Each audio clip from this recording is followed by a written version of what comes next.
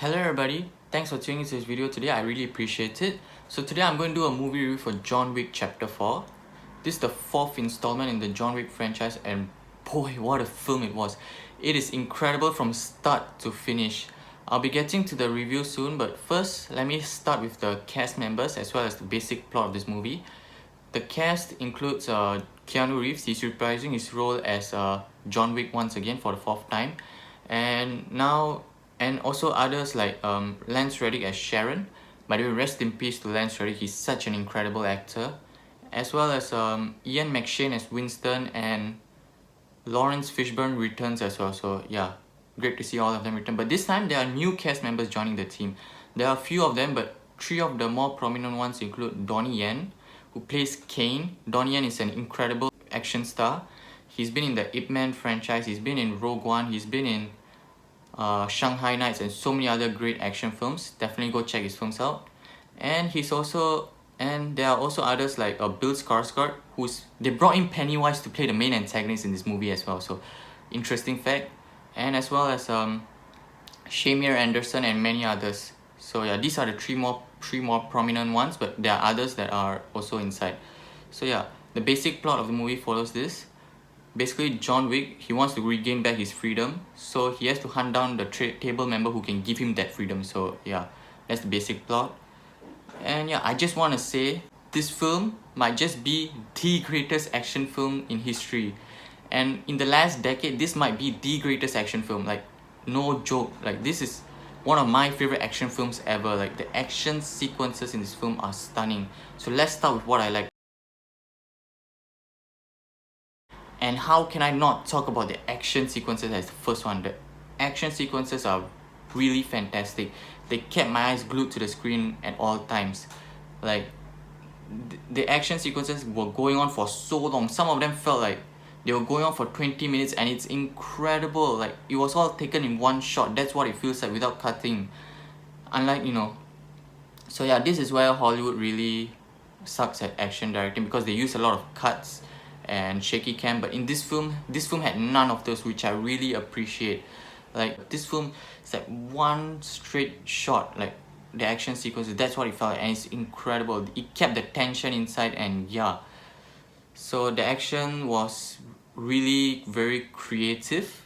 Can I say creative and unique in the action film genre in general, because like, you can see so many different types of action in this film that are not used in many films, that are rarely seen in films, because that's how creative it is.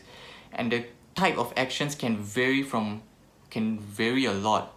Like, for example, let's take Nobody for example. I'm not undermining Nobody, which by the way stars Saul Goodman himself. Definitely go check it out.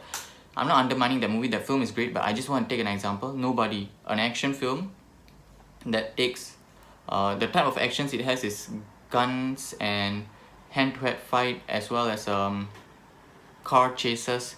But this film has all of those and many more. There's a wide range of types of action in this film, so I really appreciate that. They really got creative here, especially. And the cinematography, can we appreciate the director and the cinematographer for working on this film, putting so much effort into the cinematography. Like, the lighting, the camera movement, the camera angles that they took it in is just perfect. It's perfect. Really incredible. And the wide shots they used as well. They knew what they were doing. It was pre-planned and they knew what they were doing, right? So yeah, I just want to put that out there. So yeah, of course, this is also the best John Wick film. Like, I literally say it's the best action film in the last decade. So definitely the best John Wick film as well. The deaths and the fightings were all more brutal and more violent than the previous 3 films. So yeah, this movie is rated M18 by the way, so if you're not 18 years and above, I wouldn't recommend you to watch it, but if you are, definitely go watch it. So yeah, if you are a filmmaker and like myself, I'm an aspiring filmmaker. I make short films on my channel. So if you're a filmmaker, you will appreciate this movie more because of the filmmaking that's being put into this film. So yeah, definitely go check it out. You can learn a lot in terms of filmmaking by watching this movie. So if you're an aspiring filmmaker, especially for action films, go watch this movie in theaters. This is a must watch in theaters. And yeah, this is a good example of how you make an action film. No shaky cams, there is very few cuts in the movie, is just amazing. It keeps the tension in, it's amazing. Okay, if I go on about the action, I will never get to the other parts, so other things that I want to talk about, so let's move on from the action. By the way, the stuntmen in this film, give them a raise. They deserve it. Give them a raise. Like, let's come up with this petition to give the stuntmen in this movie a raise in salary. There are two main groups of people in Hollywood that are being underpaid, I feel. One is the stuntmen and the other is VFX artists. These two people need a lot of respect from Hollywood. Like, they literally acquire it. So yeah. Now let's get to the writing. The writing is incredible. All the characters had certain level of depth to them. Even characters we don't see often, like characters like Rina's Akira, as well as Hiroyuki Shimazu, as well as Clancy Brown's character. Even though we don't get to see much of this character, they actually have certain level of depth, and I really appreciate that. So it's not just so each character had depth to them, so I really like that. I really liked all the characters in this film. The world building in John Wick, of course, from the very first John Wick film all the way to here, the world building is just incredible. The reprising actors who have been in the previous John Wick films but now are reprising again are also great. The music choices were pretty good as well. The pacing was definitely great. This is a 2 hours and 49 minutes long movie, and the pacing is just really fantastic because of the action sequence. It feels like it moves very fast, so the movie doesn't drag at all even though it's very long, and I really love that. Also, I heard that the first cut of this film is about 3 hours and 45 minutes long, around there. I'm very curious to see that one. Maybe they can put it in some streaming platform like Netflix, because the first 3 John Wick films are on Netflix. So I'm really curious to see that one. With Mission Impossible 7 coming out, I'll be very curious to see how that movie compares to John Wick 4, because this is the best action film that I've seen in the last decade. And knowing that Mission Impossible 7 is coming out, which is getting a lot of hype because Tom Cruise, another action star, I want to see how that movie does against John Wick 4 in terms of quality. So yeah, because these two are big action stars and 2 huge action films are coming out this year. What a year it's going to be this year. So yeah, for action. There were small moments of comedy, and those small moments actually worked. It's not like We Have a Ghost, where it's an actual comedy film but the comedy doesn't work at all. This is not a comedy film, but there's small moments of comedy and it actually works. So can we appreciate the comedy there? And there was a dog in this movie. The dog was great as well. So yeah. Usually in Singapore, we don't have a very active, or we have a very quiet audience for movies. But the theater I was in was not only packed, but it was really effective because the audience was reacting to what was going on in the theater, in the movie. So yeah, so people really loved it. I hope more action films from Hollywood can be like this. Like, this should be the example of what action films should be. So yeah. So let's move on to the drawbacks of this film.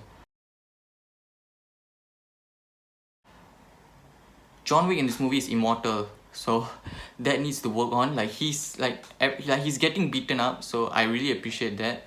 He's not like some Indian action protagonist where he doesn't get beaten up and he's just beating everyone else and he doesn't get hurt at all. He's not invincible in this movie, but he's immortal. Like, every time he takes a big damage, like, I was sure that he should have gotten some critical damage in, or he should have been dead. Like, but every time he comes out of it, he looks unfazed, like unhurt. There's no blood on his face or whatever, so that needs to work on.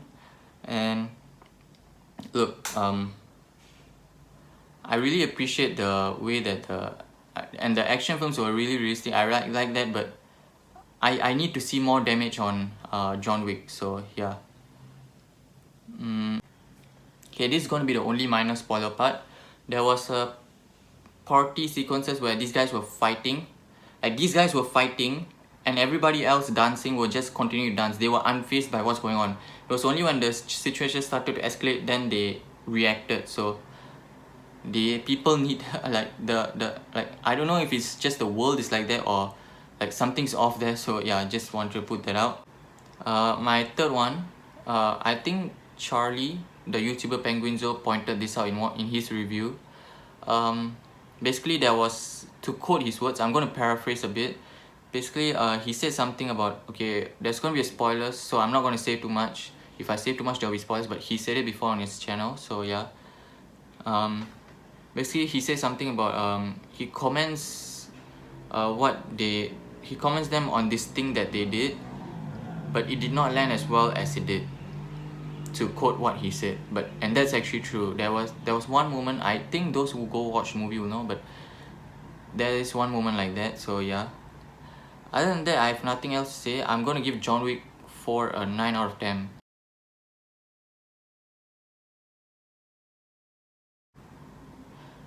This is a damn shame, because this is one of my most favorite action films of all time. I really wanted to give this a 10 out of 10, but because of these drawbacks, I really can't. But I really want to, but there are these drawbacks, so it's really tough, and really sad. So yeah, other than that, incredible film. Go watch it in theaters. This is a must watch in theaters. So yeah, what are you waiting for? Go watch it. Also, side note, I went to watch his review. Why was it trending in gaming? I would understand if it's trending in movies, but why is it trending in gaming? Like, what? That makes no sense. So yeah, just want to put that out. So let me know what you thought in the comments below if you've seen it. Don't spoil for the others. And yeah, let me know if you want to see anything else. So join me in the comments below. Tell me if you want anything else. Thanks for watching. See you next time.